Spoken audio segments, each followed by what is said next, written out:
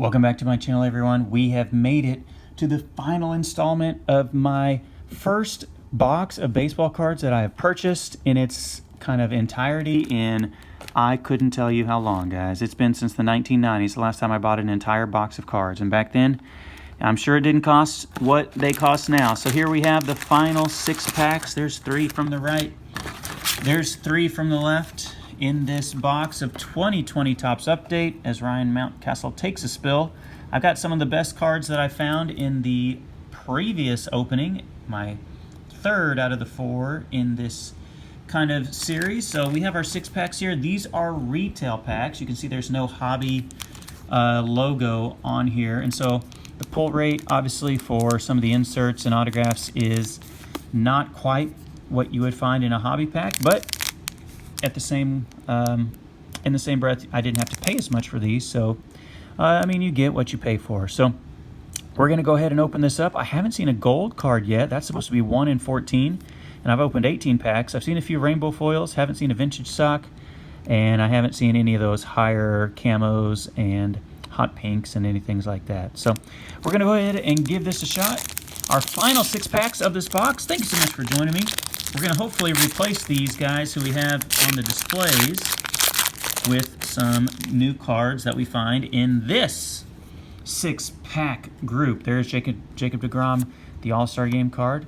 There's a cool McNeil and Alonso. They were so good a couple years ago, right? Yohan Lopez pitching for the Diamondbacks. Aaron Judge, who was an absolute monster down there in Miami. Cal Ripken Jr., Home Run Derby, back when they had the Home Run Derby in the 1990s. That looks like his 1991 card. Miles Straw for the Astros. There's a cool Nico Hoerner, my first rookie card. This is the rookie debut of Nico Hoerner. I don't think I have not pulled this one yet out of this box. So I'm going to go ahead and I will replace Luzardo. We'll put him off to the side with Nico Hoerner. See if we can find some other cards to fill our little showcase spots.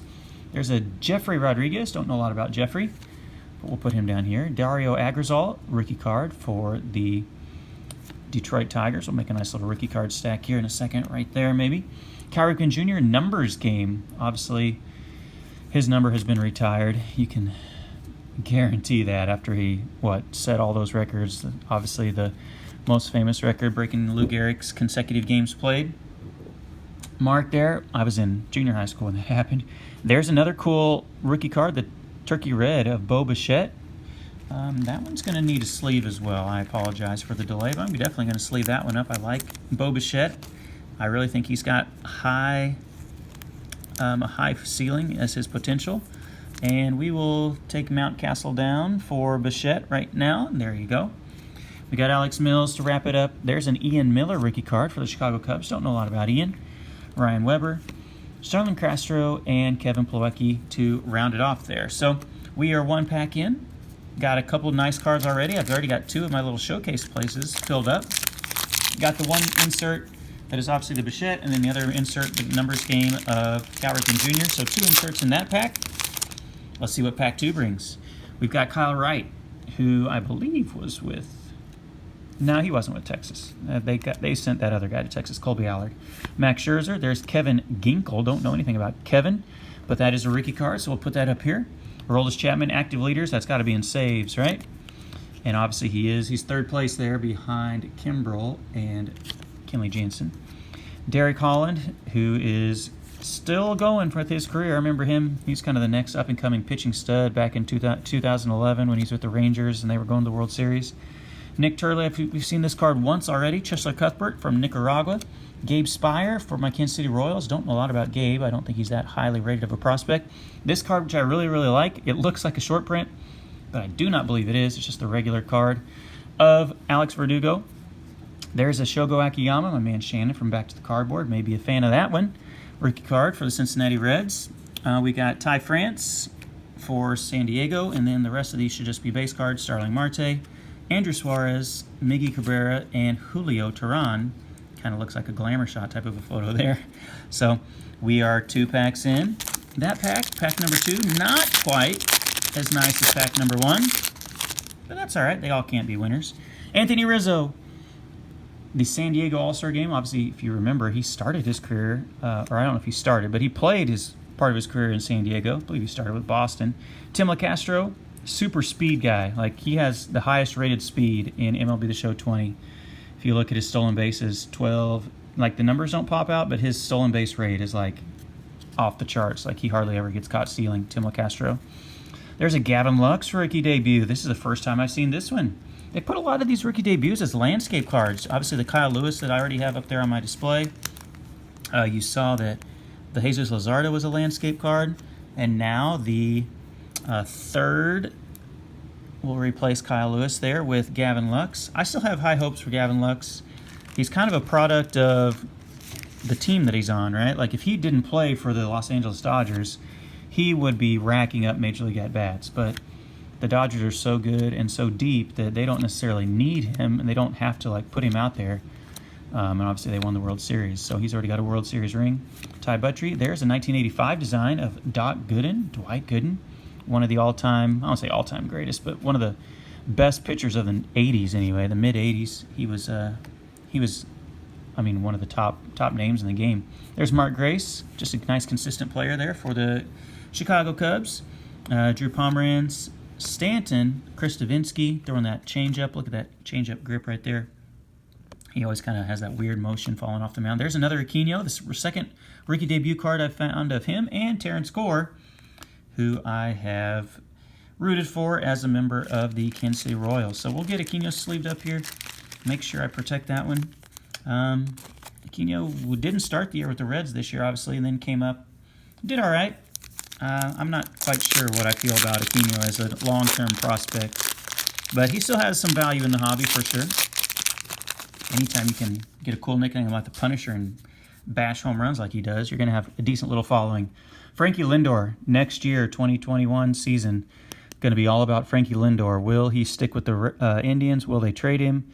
Will they try to trade him in the offseason? Oh, look at that pose, guys. I mean, come on. You can't do better than that.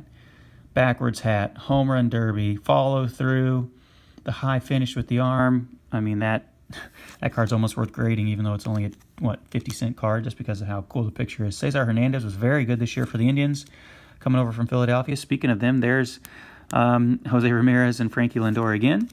We've got Eric Davis. Look at those old school pants, man, with the little polyester or whatever, little band of red and white at the top. That's got to be late 80s, yeah, or 80s, 1989 home run derby.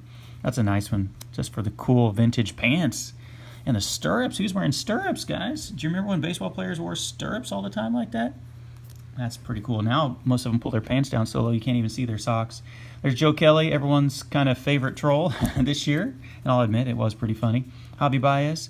Mike Montgomery. We've got Cal Ripken Jr., another Cal Ripken. There's a Lincecum, big-time Timmy Jim. Another 1985 design. We got Thurman Munson for the New York Yankees. Put that over here. We're getting all sorts of legend cards. Christian Arroyo out there on one of those fields of spring training, whether that's in Arizona or Florida, I'm not exactly sure. Trent Grisham, rookie card. That might actually be the second best rookie card as far as pure rookie card. You know what I mean? Like, not rookie debut. This might be the next best one besides a Rosarena. I mean, I'm going to go ahead and take him off his pedestal here, and we'll put Grisham right there. He was sneaky good this year for the Padres.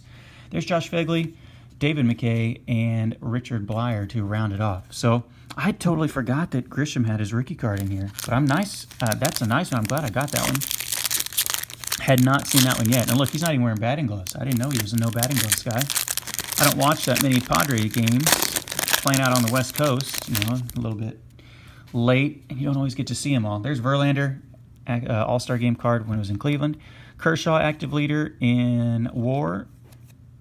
Pitcher WAR there, if you're curious. Pitcher WAR, Verlander, Greinke, Kershaw, Hamill, Scherzer. All absolute amazing players. There's Buster Posey. High 10, the two Matts celebrate a home run. Matt Olson and Matt Chapman. Matt Chapman's one of my favorite players, and I like Matt Olson as well. C.J. Cron, who is with Detroit now after starting his career in with the Angels organization. Andy Burns, don't know anything about Andy Burns, but that's a rookie card. Maybe my man Jay's Mix knows something about him.